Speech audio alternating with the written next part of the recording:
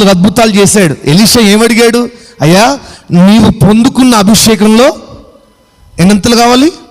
2 పాల అభిషేకం కావాలని అడిగాడు కదా. అలాగే తన జీవితంలో కూడా 2 అంతలుగా, ఎలీషా కంటే 2 అంతలుగా సేవ చేశాడు, 2 అంతలుగా అద్భుతాలు చేశాడు. అందులో అనేక అద్భుతాలు మనం చూస్తాం.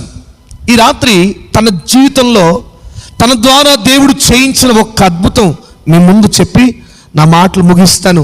నమ్మండి, ఈ యొక్క వింటున్న ప్రతి మాట మన జీవితంలో ఒక నూతన కార్యాన్ని ప్రారంభించునుగాక.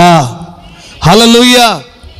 చూసినట్లయితే ఎలీషా కాలంలో భయంకరమైన క్షామము షోమ్రోను పట్టణం మీదకి వచ్చిందట.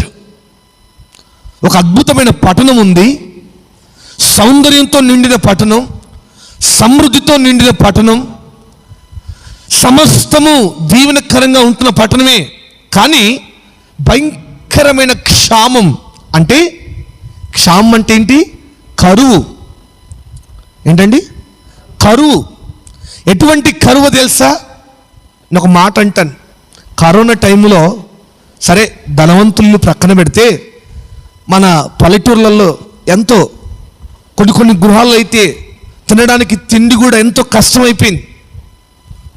మన ప్రాంతాల్లో కూడా చాలామంది దైవజనులు వారి దాతృత్వంతో అనేక మందికి సహాయం చేశారు. తినడానికి తిండి లేని స్థితులలో చాలా కఠినమైన కరువు చాలా ప్రాంతాల్లో ఎదుర్కొన్నారు. మీకు ఒక విషయం చెప్పాలా, మనం అందరం దేవునికి కృతజ్ఞులమై ఉన్నాం. మీకు తెలుసా, చాలా దేశాల్లో ఇప్పటికి కూడా పట్టెడన్నం లేక బాధపడుతున్న దేశాలు ఎన్నో ఉన్నాయండి. కానీ దేవుడు ఎందుకు తన కృపలో మనందరినీ సర్వ సమృద్ధత నింపి ఉన్నాడు. నమ్మినవారు ఆమేన్ చెప్పండి గట్టిగా. హల్లెలూయా. అయితే చూడండి, ఎటువంటి కరువు తెలుసా? సాధారణంగా కరువు అంటే ఏంటి? 3 పూటలు తినాల్సిన మనం 1 పూట తింటే సరే భయంకర 1 పూట దొరుకుతుందండి అనుకోవచ్చు. అంతేనా బ్రదర్స్? 1 పూట దొరుకుతుందంటే అనుకోవచ్చు. ఎటువంటి కరువు తెలుసా?